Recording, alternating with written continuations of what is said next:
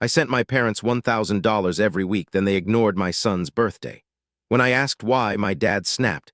He's not our problem. So I went silent, cut the payments, and finally saw who they really valued.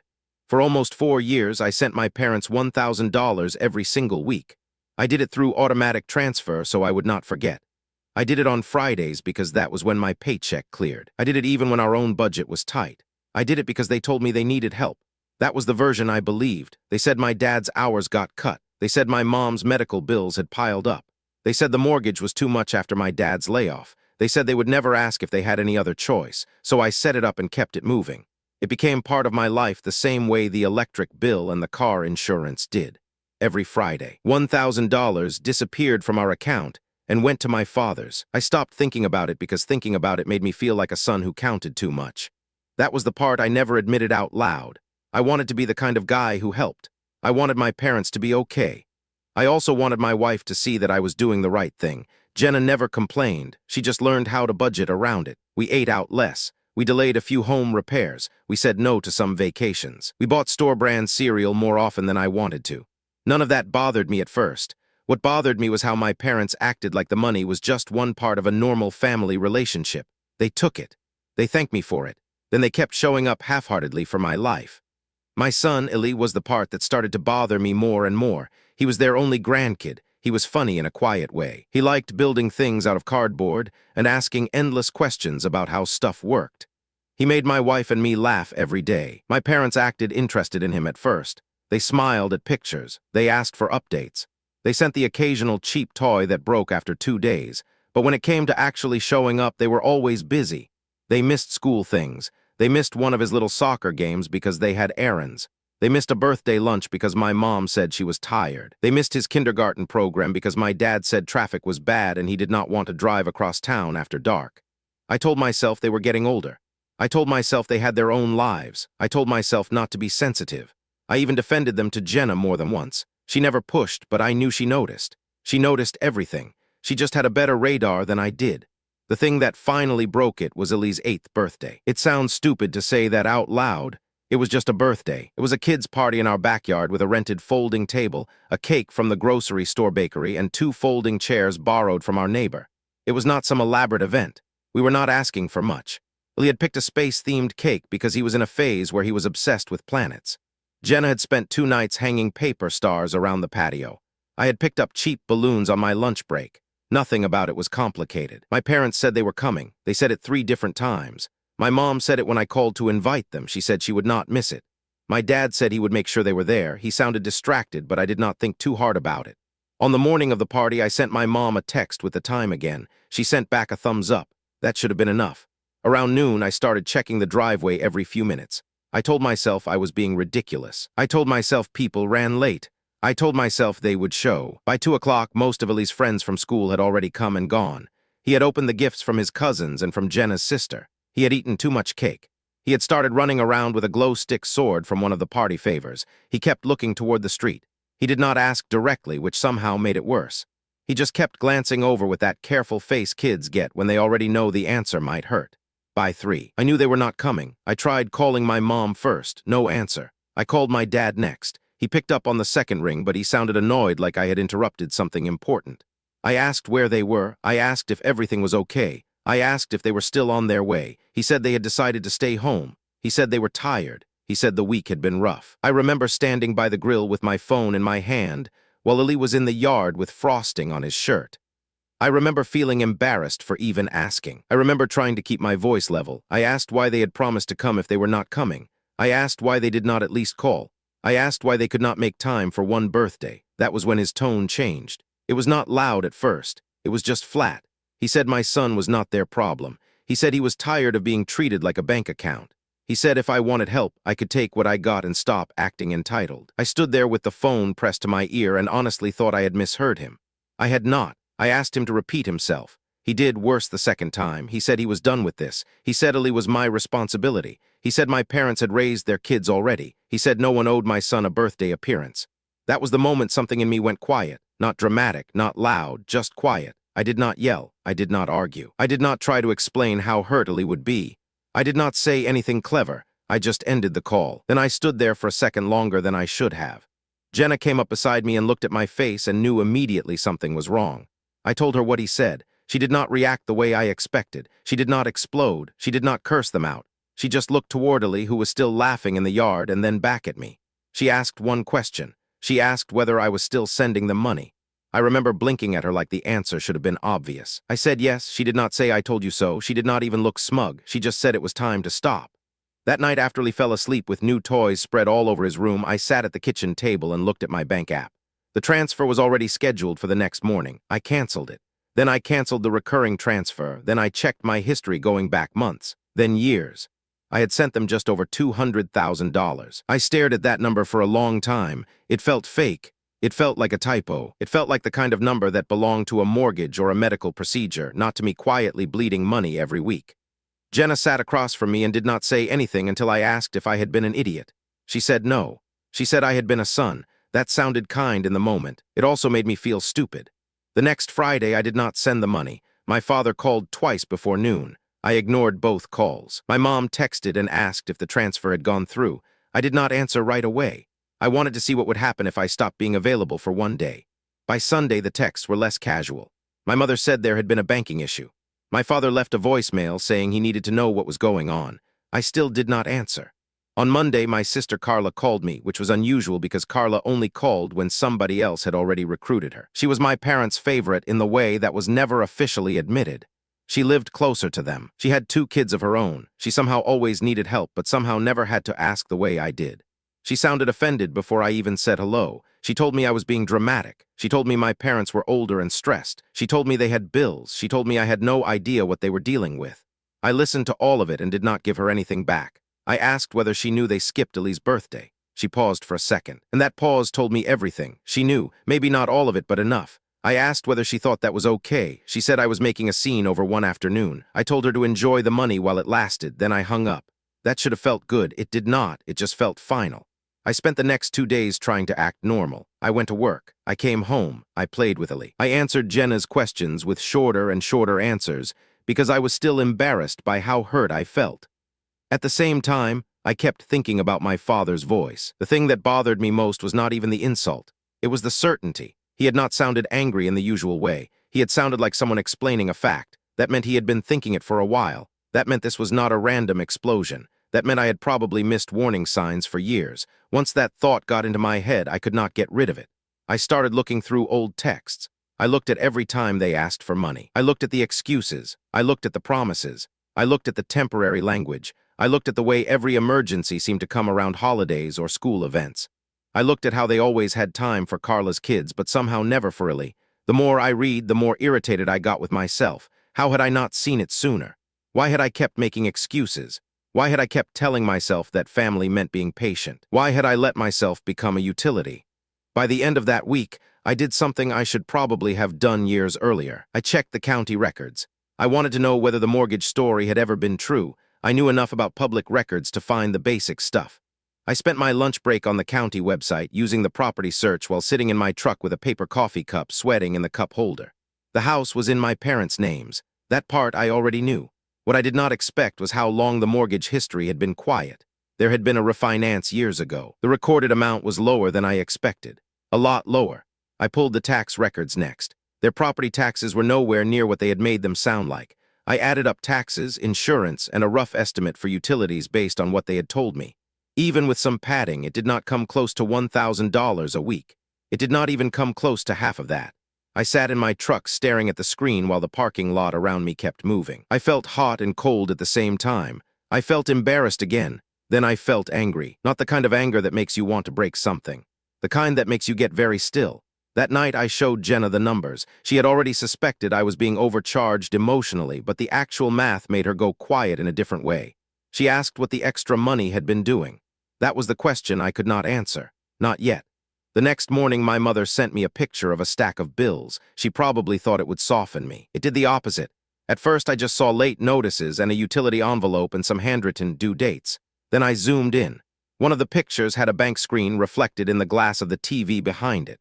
I could see transaction history in the reflection if I angled my phone just right. It was blurry at first, but one line was clear enough to read. There was a transfer to Carla, not from her, to her.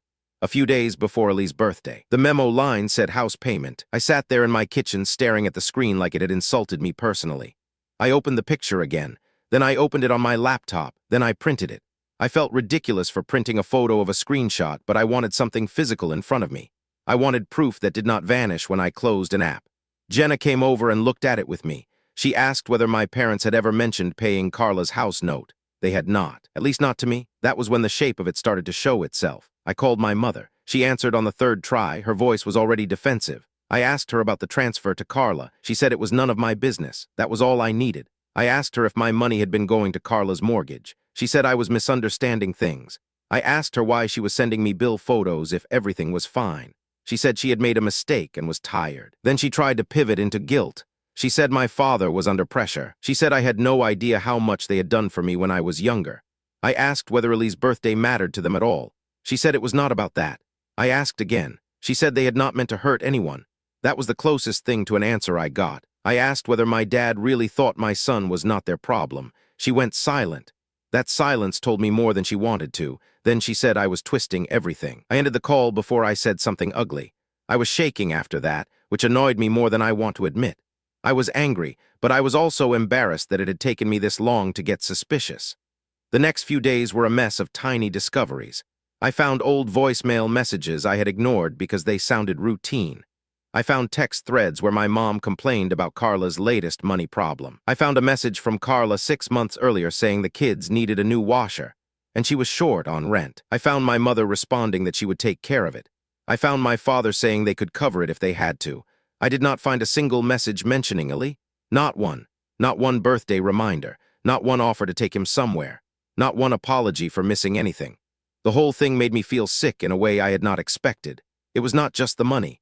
It was the fact that I had apparently been funding a family hierarchy I never fully understood. Carla got emergencies solved. Her kids got attention. My parents got to feel needed. And I got a monthly lecture about being grateful. Jenna told me not to call them again until I knew exactly what I wanted. She was right, as usual, so I stopped chasing answers through my parents and started gathering facts. I pulled every bank statement I could get back to the beginning of the transfers. I added the numbers in a spreadsheet because I wanted the total in black and white. The result was obscene. The money that had gone to my parents over those years could have covered Elie's college fund. It could have covered a new roof on our own house. It could have covered actual help if they had ever needed actual help. I spent one evening at the dining table with a legal pad and ended up doing the kind of math that makes you feel physically older. I started to realize how many of our decisions had been shaped by that transfer. Jenna had wanted to replace the AC unit 2 summers earlier. We waited. I had wanted to take Elie to the aquarium when he was 6. We skipped it because the week had already been tight. We had not been living recklessly. We had just been living as if our own family came second to a weekly obligation nobody else seemed to respect. The worst part was that my parents knew it. They had to know it. They had seen us say no to things. They had seen us stretch. They had seen Elie wear the same sneakers until his toes got close to the end. And still, they had treated us like a backup plan. I wanted to believe there was some honest explanation. I wanted to believe they really were drowning. Then another piece of the puzzle landed in my lap. My mother called me from a number I almost ignored. She sounded rattled this time. She told me they were behind on something and needed to talk. I asked what something meant. She said just finances. I did not answer right away. A minute later, she texted me a photo meant to show overdue bills. She had taken the picture badly, and the edges of a bank statement were visible under the papers. That would have been nothing if the statement had not been opened to a page with several outgoing transfers. One of them was to Carla again. Another was to a furniture store.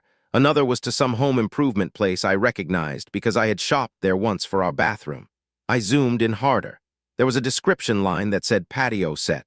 I sat there staring at it. The patio set was not the part that made me angry. It was the implication. They were not barely surviving. They were rearranging money. They were choosing where it went. I started calling that bank the same afternoon, not to pry into an account I could not access because I knew that would go nowhere. I called to ask about my own transfers and to make sure none of them had ever been flagged or reversed. The rep confirmed that all of them had cleared normally. That was it. No fraud, no error. Just me over and over, sending money into a system I trusted. I hung up and sat at my desk for a while without moving. When Jenna came home, she found me still there. I told her I was done being generous with people who only remembered my number when they needed cash. She said that sounded healthy. It also sounded angry enough that we both laughed a little. The next time my father called, I answered. I did not want him to think silence meant confusion. I wanted him to know I was choosing it. He started with the usual nonsense about timing and stress and how I was overreacting. I let him talk until he ran out of breath. Then I asked him why my son was not their problem. He tried to talk around it. He said I was being emotional. He said family was complicated. He said they had supported me for years. I asked whether that support was supposed to erase a child's birthday. He told me not to be dramatic. I asked him whether the money had gone to Carla. He paused just long enough for me to know he was deciding whether to lie. Then he said everybody in the family helps everybody. That was the closest thing to a confession I was going to get on the phone. I asked him whether everybody in the family had missed Ali's birthday too. He got angry then, not because he was ashamed, because he felt cornered. He said I was keeping score. He said I had always been cold. He said if I wanted to act like a businessman, then maybe I should stop pretending I was doing charity. That was the word that got under my skin, charity. As if I had been donating to the poor instead of helping my own parents. As if I had not been missing things in my own home so they could send money wherever they wanted. As if my son's birthday was somehow less real than a recurring transfer. I told him I was done. I told him the money stopped immediately. I told him if they wanted to talk about a relationship, they could start with why they treated Ili like an inconvenience. He said I was threatening them. I said no, I was informing them. Then I hung up. I went outside afterward because I did not want Jenna or Ili to see my face for a few minutes. I stood on our back steps and looked at our yard. It was small and ordinary. There were toys in the grass and a cheap plastic basketball hoop near the fence and a grill that needed cleaning. It was not much. It was ours. And I realized that for years I had been acting like I owed pieces of it to people who would not even drive across town for my son. The fallout came faster than I expected. My mom texted 20 times in one morning. My father called from a block number once. Carla sent me a message saying I had humiliated my parents. An aunt I barely talked to left a voicemail saying I was disrespectful and needed to remember who raised me. Nobody asked what had happened at the birthday. Nobody asked why Lee had been waiting by the window for an hour. Nobody asked why my father thought it was okay to talk about a child like that. They only cared that the money had stopped. That told me enough. For a few days, I did nothing. I did not send cash. I did not argue. I did not explain. I kept working. I kept paying our own bills. I took Ali to the park on Saturday and bought him an ice cream even though it was colder than I wanted it to be. He asked whether Grandma and Grandpa were coming over soon. I told him I did not know yet. He nodded like he had already guessed that might be the answer. That broke my heart a little. Jenna told me not to force a fake visit just to make myself feel better. She said Ali was old enough to notice who showed up and who did not. She was right. He had already noticed. A week after I cut the transfer, my mother finally called with something close to panic in her voice. She said a bill had bounced. She said they had an overdraft fee. She said I needed to fix it. I asked whether Carla was going to help. She said Carla had her own family. I said so did I. Then I asked her whether she had thought about Ali when she said that. She started crying. I almost felt bad. Almost. But then she said they had tried to come to the birthday and traffic was bad, which was such a bad excuse that I actually laughed. I told her traffic had not stopped the phone. She got quiet after that. I asked her point blank whether they had skipped my son because they were too busy or because they did not care. She did not answer. That was an answer too. I ended the call and made one more spreadsheet entry for my own sanity. At that point, I had moved from hurt to organized. That was when I started noticing how much they had depended on my silence. They had probably assumed I would go through the usual cycle. They would upset me. I would cool off. I would remember I was the responsible one. I would start paying again. That had been true before. It was not true anymore. The next family gathering was supposed to be a low-key birthday dinner for my aunt. I almost skipped it, but Jenna said I should go if only to see whether anybody had the nerve to bring up the money in public. I went mostly because I wanted to be sure I was not turning into the kind of person who avoided everything hard. That dinner was awkward from the moment I walked in. My parents barely looked at me. Carla would not meet my eyes. My aunt hugged me too long, which usually means she had already been briefed by someone. Nobody said anything until dessert. Then my father finally tried to act like a normal person. He asked about work. He asked about Ali. His voice had that careful tone people use when they know they have already messed up. I answered politely. I did not volunteer anything.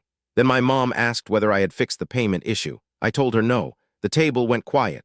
My father said that was not something we needed to discuss there. I said he was right. We did not need to discuss it there. We should have discussed it before he decided my son did not matter. That was the first time I said the thing out loud in front of other people. You could feel the table tighten.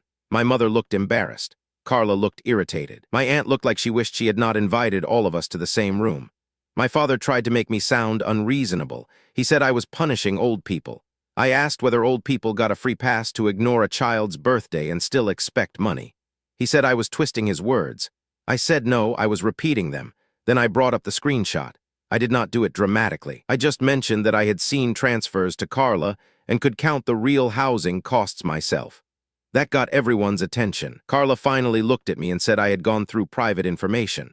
I told her mom had texted me the picture. That shut her up for a second. Then my father started talking faster, which is how I knew I was getting close to something important. He said Carla had needed help. He said they had to do what was best for the family. He said I was doing fine on my own. He said Ellie was young and would not remember a missed birthday. That was the wrong thing to say. Even if he had not meant it, it was wrong. I asked him whether he had noticed Ellie was standing by the window waiting. I asked him whether he had heard me on the phone. I asked him whether he had any idea how embarrassing it was to explain to a child that his grandparents chose not to come. Nobody answered that either. That silence hit harder than any yelling could have. I realized then that my parents had probably spent years telling themselves I was the easy one, the reliable one, the one who would always understand, the one who would never make them choose. And because I had spent so long trying to be easy, they had started treating me like I did not count unless I was useful. After that dinner, I stopped hoping for a quick apology. I also stopped pretending the money had anything to do with love. A few days later, I got something in the mail that made the whole thing even clearer. It was a copy of a notice from the bank related to my parents' account. I only got it because my dad had once used my address for a bill during a move and apparently never fully updated everything. The notice was about an automatic payment that had been missed. The amount was not huge. What mattered was the payee. It was not the mortgage company. It was Carla's lender. I stared at that paper for a long time. Then I read it again. Then I checked the date against my transfer history. The missed payment lined up exactly with the week I had stopped sending money. That was the proof that tied it all together. My money had not just been supporting my parents. It had been propping up Carla's house. Maybe more, maybe a lot more. But even if it had only been that one payment, it changed everything. They had lied to me for years, not with some huge movie-style scam, with 1,000 little omissions, with just enough truth to keep me useful. I called Jenna into the kitchen and showed her the notice. She read it once and then set it down carefully, like she was afraid she might rip it by accident. She said that explained a lot. It did. It explained why my parents had never looked anxious in the way truly broke people do. It explained why Carla always acted entitled. It explained why every emergency ended with my money disappearing and no visible change in my parents' lives. It explained why Lee mattered so little. He was never part of the plan. The plan was the money. After that, I became very boring to them. That was the best part. I answered their calls with short replies. I did not argue. I did not explain the spreadsheet. I did not justify the money or the missing birthday or the screenshot. When they wanted a fight, I gave them clarity. I told them the support was done. I told them I was not negotiating. I told them that if they wanted a relationship with me or Illy, they could start by acting like family instead of creditors. My father did not like that.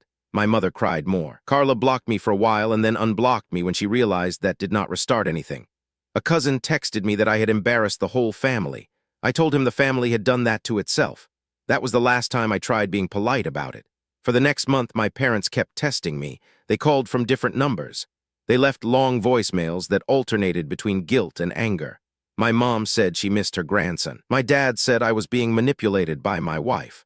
That one made me laugh because Jenna had actually been the only person telling me not to be manipulated. Then they tried the old trick of acting as if nothing happened.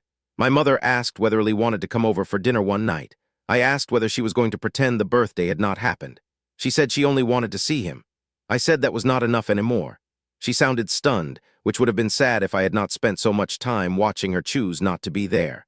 I was surprised by how quickly our relationship changed once the money was gone. Not because they became monsters. They had already been monsters in smaller, quieter ways. It was just easier to ignore when the transfers were happening.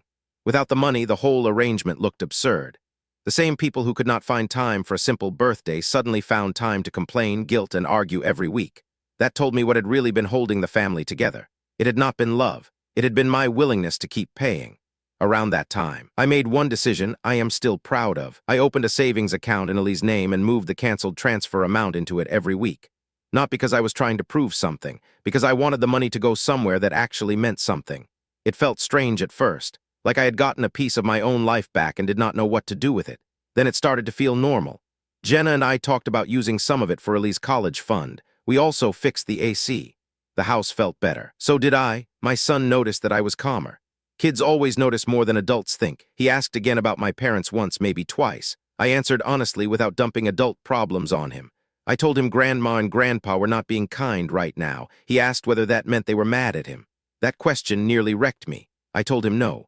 I told him it was about grown-up choices. I told him none of it was his fault. He accepted that in the simple way kids do, which is usually better than the complicated way adults do. He stopped asking after a while. That hurt too, but in a different way. The final real confrontation happened about 6 weeks after the birthday. My father showed up at our house unannounced. He stood on the porch with his hands in his pockets like he was the injured party. I was tempted not to open the door, but I did because I did not want him pounding on it and upsetting Ellie. He tried to look tired and reasonable at the same time. He asked if we could talk. I said yes, but only on the porch. He started with a speech about respect and family obligation. I let him say a lot of it because I wanted to hear whether the story had changed. It had not. He still acted like I had overreacted. He still acted like my son's feelings were less important than his own discomfort. He still acted like the money should have bought my silence. Then he said something that probably would have worked on the old me. He said he never meant to make Ellie feel unwanted. He said he just thought kids bounced back from disappointment. I asked him whether he thought grandfathers bounced back from missed mortgage payments too. He looked offended. I kept going. I told him I had seen the bank notice.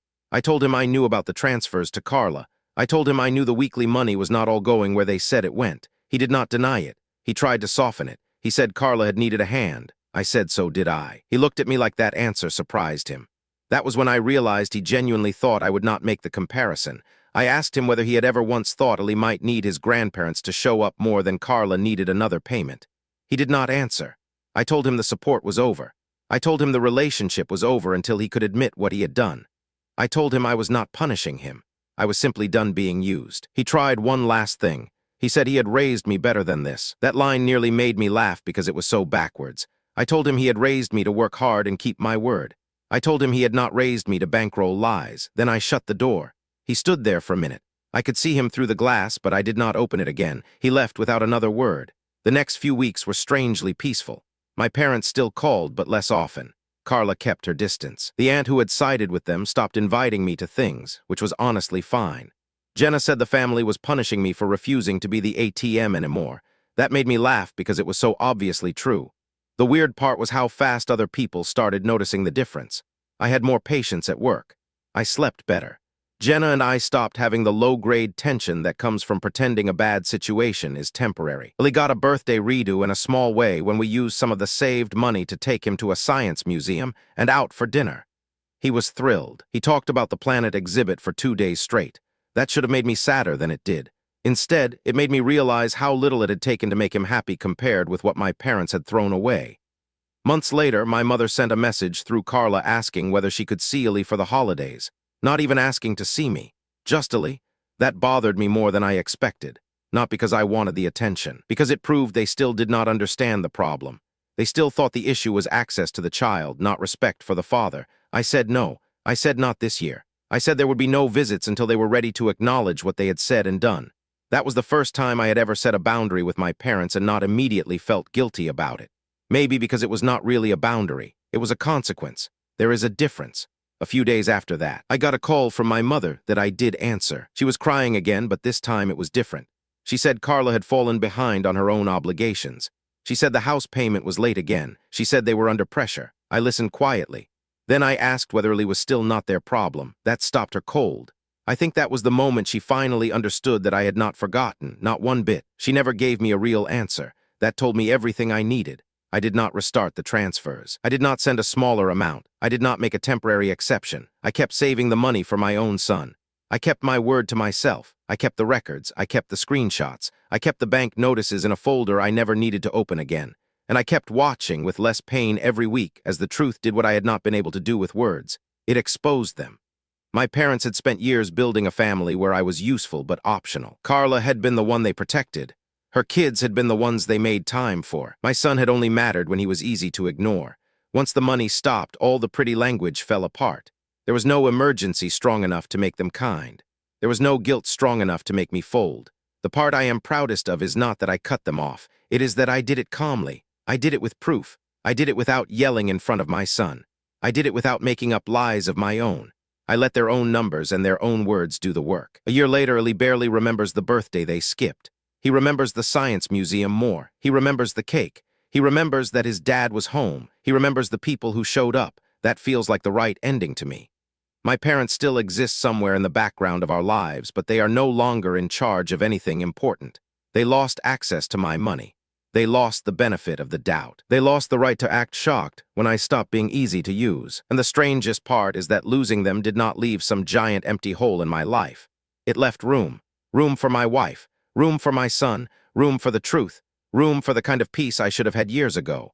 I used to think being a good son meant never making things difficult. Now I think it means knowing when someone has made your kindness into a habit they do not deserve. That week-by-week transfer used to feel like duty. After my dad said my son was not their problem, it finally looked like what it had been all along. A transaction. Once I saw that clearly, I never went back.